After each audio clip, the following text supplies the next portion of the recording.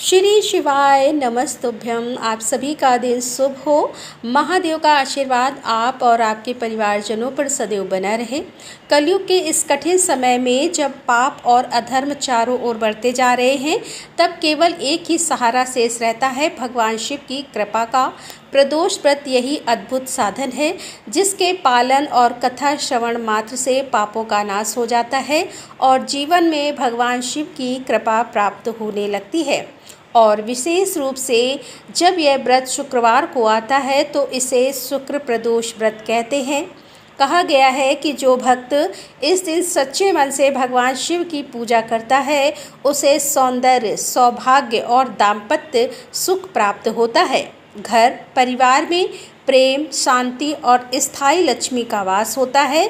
आइए आज की कथा से पहले हम सभी मिलकर प्रार्थना करें कि हे भोलेनाथ, हम आपके भक्त होकर भी अज्ञान और मोह में उलझे रहते हैं। हमारे मन, वचन और कर्म पवित्र नहीं रह पाते। यदि आज आपकी कथा के श्रवण और व्रत के पालन में कोई भूल या त्रुटि रह जाए तो आप कृपालु होकर उसे क्षमा करें। हे महादेव, आप ही कलयुग के एकमात्र तारणहार हैं। आपकी कृपा से ही समस्त पापों का विनाश होता है और जीवन मोक्ष मार्ग की ओर अग्रसर होता है। आइए अब सुनते हैं शुक्र प्रदोष व्रत की कथा। कथा के अनुसार प्राचीन समय में एक नगर में 3 मित्र रहा करते थे। तीनों ही आपस में घनिष्ठ मित्र थे। इन तीनों में एक राजा का बेटा था, दूसरा ब्राह्मण पुत्र और तीसरा एक सेठ का पुत्र था। राजकुमार और ब्राह्मण के पुत्र का तो विवाह हो चुका था, लेकिन सेठ के पुत्र के विवाह के बाद गौना नहीं हुआ था। एक दिन तीनों मित्र आपस में नारियों पर चर्चा कर रहे थे। ब्राह्मण पुत्र ने नारियों की प्रशंसा करते हुए कहा कि नारी के बिना घर भूतों का डेरा होता है। यह वचन सुनकर सेठ के पुत्र ने अपनी पत्नी को घर लाने का तुरंत निश्चय किया। अब सेठ का पुत्र अपने घर गया और अपने माता पिता को इस बारे में बताया। तब उसके माता पिता ने अपने बेटे से कहा कि बेटा, अभी शुक्र देवता डूबे हुए हैं। इन दिनों में बहू बेटियों को उनके घर से विदा कराकर लाना शुभ नहीं होता है, इसीलिए शुक्रोदय के बाद ही तुम अपनी पत्नी को विदा कराकर लाना। सेठ का पुत्र अपनी जिद पर अड़ा रहा। सेठ का पुत्र अपनी जिद पर अड़ा रहा और पत्नी को लेने ससुराल जा पहुंचा। सास ससुर ने भी उसको समझाने की बहुत कोशिश की, किंतु वह नहीं माना। अंत में विवश होकर उन्हें अपनी कन्या को विदा करना पड़ा। ससुराल से विदा होकर सेठ का पुत्र अपनी पत्नी के साथ नगर से बाहर निकला ही था कि उनकी बैलगाड़ी का पहिया टूट गया और एक बैल की टांग भी टूट गई। पत्नी को भी बहुत चोट आई। सेठ के पुत्र ने आगे चलने का प्रयास जारी रखा। कुछ दूर आगे बढ़े थे कि तभी कुछ डाकुओं ने उन्हें घेर लिया और वे उनका सारा धन लूट कर ले गए। अब किसी तरह सेठ पुत्र अपनी पत्नी के साथ जैसे तैसे रोता हुआ घर पहुंचा। तभी सांप ने उसे काट लिया। उसके पिता ने वैद्यों को बुलाया। तब उन्होंने कहा कि आपका पुत्र 3 दिन में प्राण त्याग देगा। उसी समय इस घटना का पता ब्राह्मण पुत्र को भी लगा। तब उसने सेठ के घर आकर कहा कि आप अपनी बहू को अपने पुत्र सहित उसके मायके भेज दो। यह सारी बाधाएं इस कारण से ही आई हैं। आपका पुत्र शुक्रास्त में पत्नी को विदा करके ले आया है। यदि यह अपने ससुराल पहुंच जाएगा तो बच जाएगा। सेठ को ब्राह्मण पुत्र की बात समझ में आ गई। उसने अपने पुत्र और पुत्रवधू को वापस लौटा दिया। वहां पहुंचते ही सेठ पुत्र की हालत ठीक होनी शुरू हो गई और फिर उसने शेष जीवन अपनी पत्नी के साथ में सुखपूर्वक बिताया। इसीलिए पति की लंबी उम्र, दाम्पत्य जीवन सुखी बनाने के लिए और सभी मनोकामनाओं की पूर्ति के लिए शुक्र प्रदोष व्रत के दिन यह कथा अवश्य पढ़नी या सुननी चाहिए। प्रिय श्रोताओं, अभी अभी हमने शुक्र प्रदोष व्रत की पावन कथा का श्रवण किया। कथा का स्मरण मात्र ही जीवन के समस्त पापों का नाश करता है और शिव कृपा का सागर भर देता है।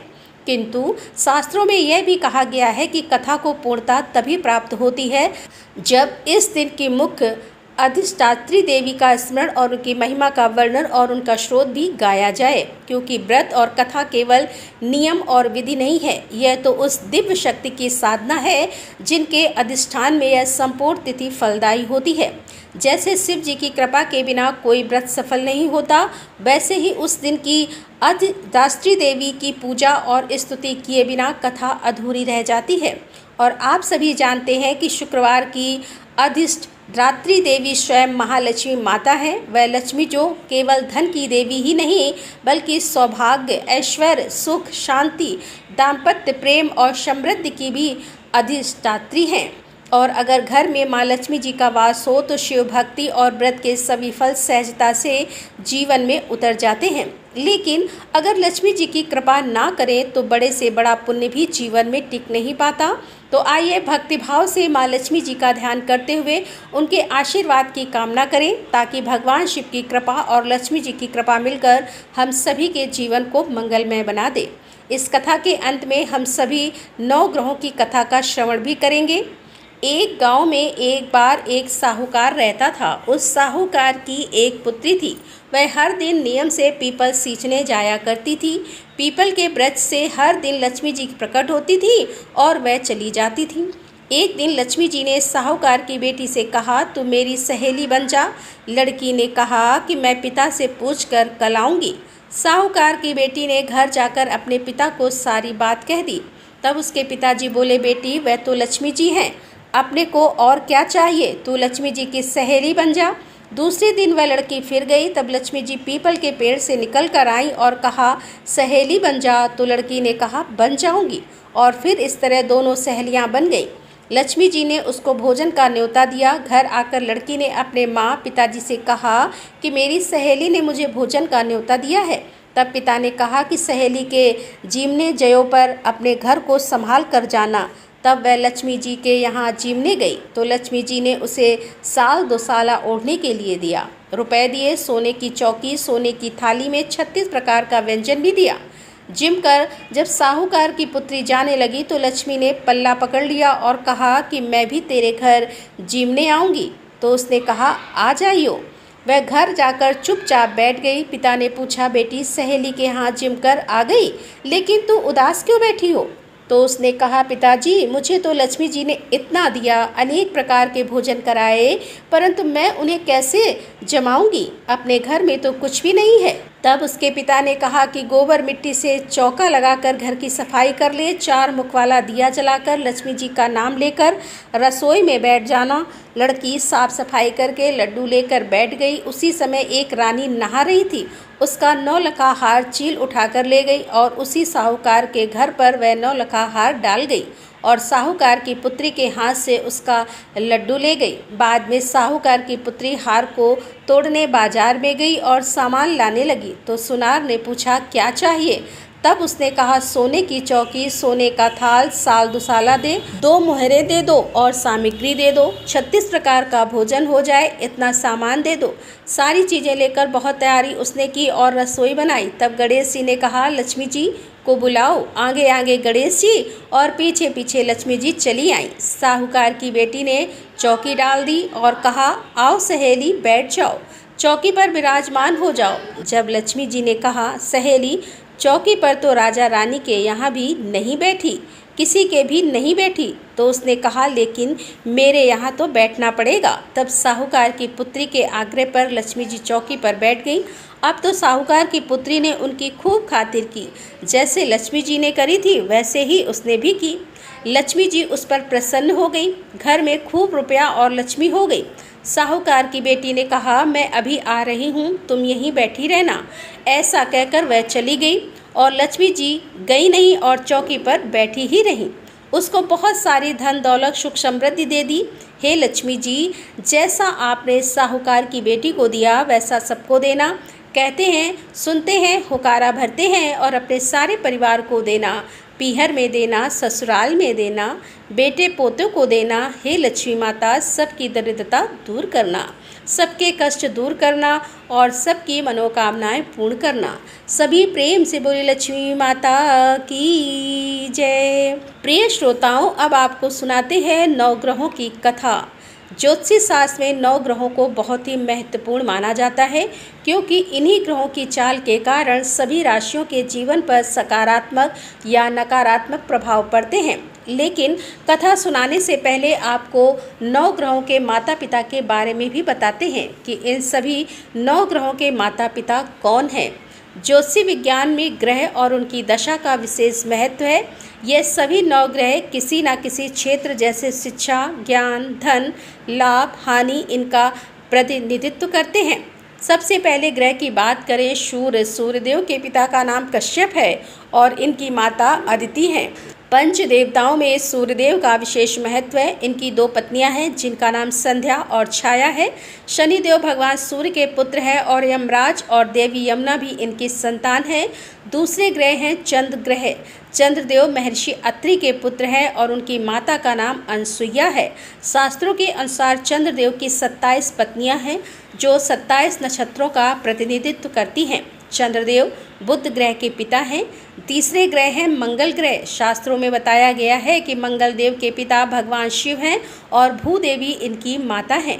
मंगल पूरी तरह से ब्रह्मचारी हैं। मांगलिक दोष का संबंध भी इन्हीं ग्रह से होता है। चौथे ग्रह हैं बुध ग्रह। बुध देव के पिता चंद्र और देवतारा इनकी माता का नाम है।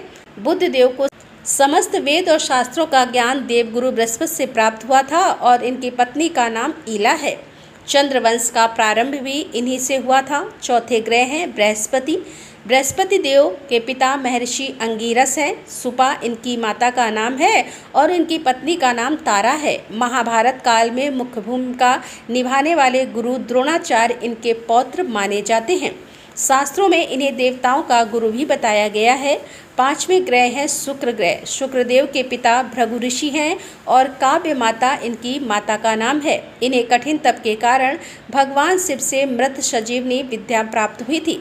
इनकी पत्नी का नाम जयंती है, जिन्हें देवराज इंद्र की पुत्री के रूप में जाना जाता है। 6ठे ग्रह हैं शनि ग्रह। शनिदेव भगवान सूर्य के पुत्र हैं और इनकी माता का नाम छाया है, लेकिन शनि का स्वभाव अपने पिता के गुणों से बिल्कुल विपरीत है। शनिदेव कर्मों के अनुसार फल प्रदान करते हैं और इनकी पत्नी का नाम धामिनी है। 7वें ग्रह हैं 7वें 8वें ग्रह के रूप में राहु और केतु को जाना जाता है, जो कि समुद्र मंथन के समय तक अमृतपान करने से पहले तक स्वर भानु था। राहु की 2 पत्नियां हैं जिनका नाम नागवल्ली और नागकड़ी है।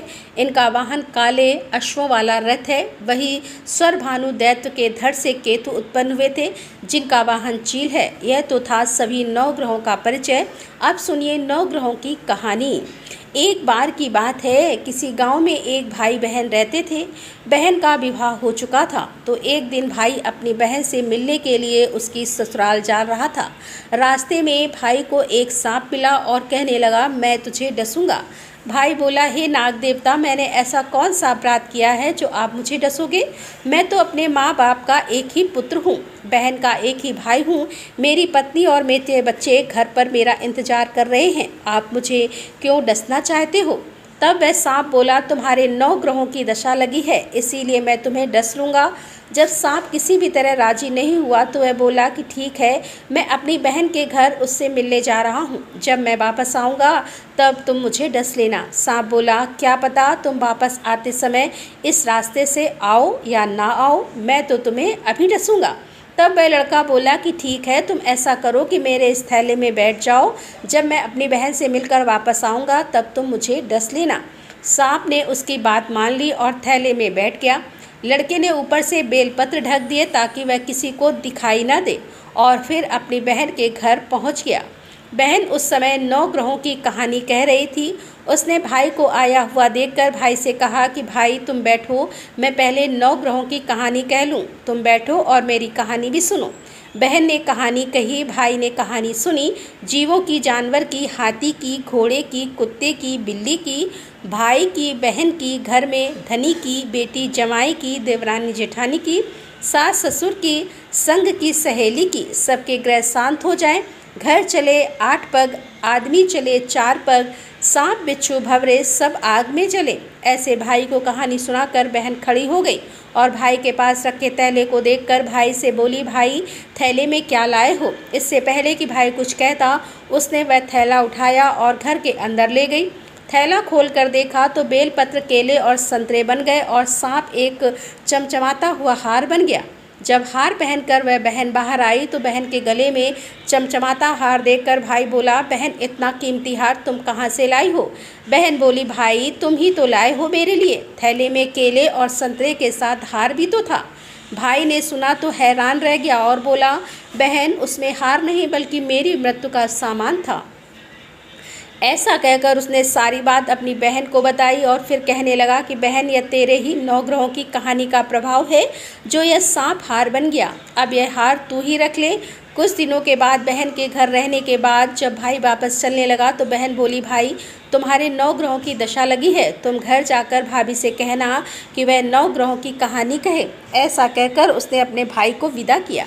भाई जब अपने घर पहुंचा और जाकर अपनी पत्नी से बोला कि सुनो, हमारे 9 ग्रहों की दशा लगी है, हम 9 ग्रह की कहानी रोज कहा करेंगे। मैं कहूँगा और तुम सुनना, तुम कहोगी तो मैं सुनूंगा। फिर बोला, जाओ 1 लोटा जल का भर कर लाओ, साथ में चावल और चीनी के दाने भी लेकर आओ। उसकी पत्नी सारी सामग्री ले आई। कहानी कही जीव की, जानवर की, हाथी की, घोड़े की, कुत्ते की, बिल्ली की, देवरानी जेठानी की, सास ससुर की, घर के धनी की, बेटी जमाई की, भाई बहन की, सबके 9 ग्रह शांत हो जाएं।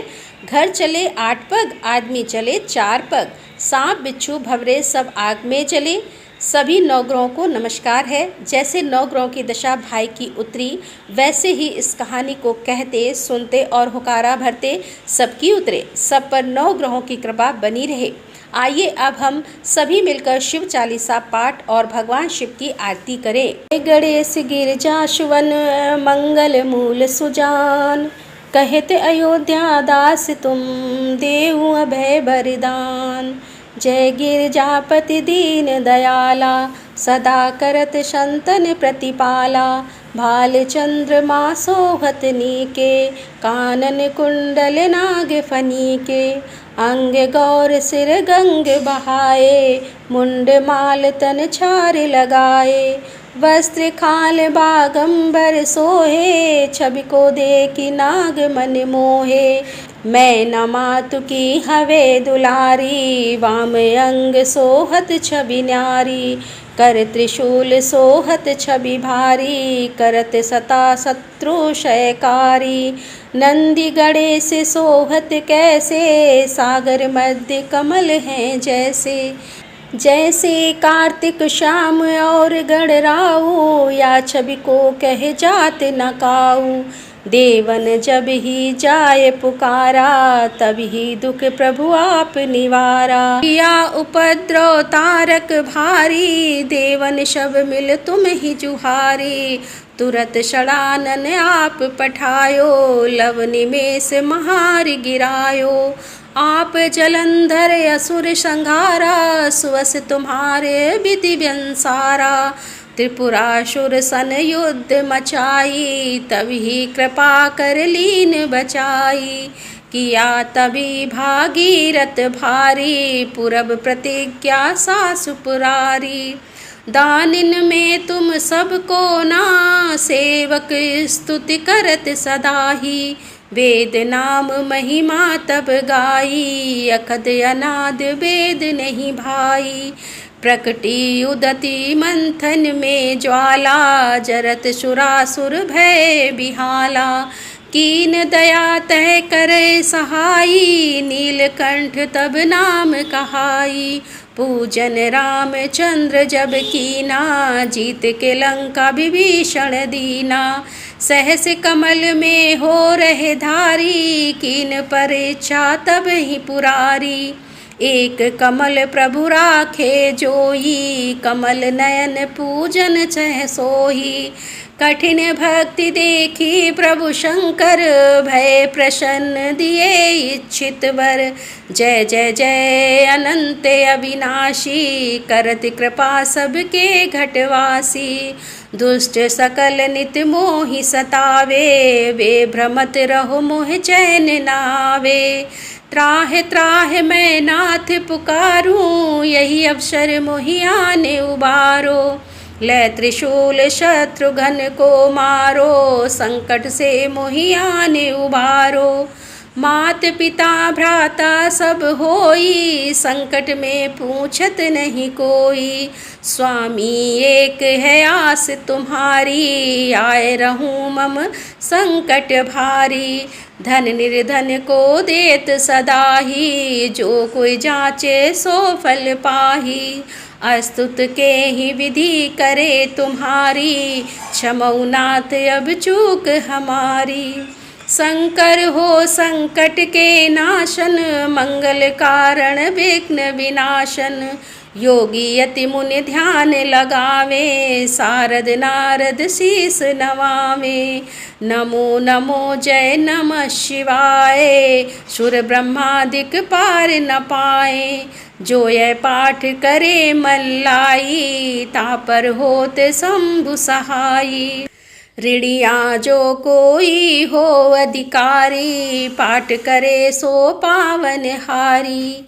पुत्र होन करे इच्छा जोई, निश्चय शिव प्रसाद ते ही होई। पंडित त्रयोदशी को लावे, ध्यान पूर्वक होम करावे। त्रयोदशी व्रत करे हमेशा, ताके तन नहीं रहे कलेशा। धूप दीप नवेद चढ़ावे, शंकर सम्मुख पाठ सुनावे। जन्म जन्म के पाप नसावे, अंत धाम शिवपुर में पावे। कहे अयोध्या दास आस तुम्हारी, जानि सकल दुख हरऊं हमारी। नित नेम कर प्रातः ही, पाठ करो चालीसा। तुम मेरी मनोकामना पूर्ण करो जगदीशा। मक्सर छठी हेमंत ऋतु, संवत 64 जान। स्तुति चालु ईसा शिव ही, पूर्ण केन कल्याण। हर हर महादेव। ओम जय शिव ओमकारा, स्वामी जय शिव ओमकारा। ब्रह्मा विष्णु सदा शिव, अर्धांगी धारा। ओम जय शिव ओमकारा। एकानन चतुरानन, पंचानन राजे। हंसानन गरुणाशन, ब्रजवाहन साजे। ओम जय शिव ओमकारा। दो भुज चार चतुर्भुज, 10 भुज ते सोहे। स्वामी 10 भुज ते सोहे। त्रिगुण रूप निरखता, त्रिभुवन जन मोहे। ओम जय शिव ओमकारा। अक्षमाला वनमाला, मुंडमाला धारी। स्वामी मुंडमाला धारी। चंदन मृग मद चंदा, भोले शुभकारी। ओम जय शिव ओमकारा। श्वेतांबर पीतांबर, बागंबर अंगे। स्वामी बागंबर अंगे। शनकादिक गरुणादिक, भूतादिक संगे। ओम जय शिव ओमकारा।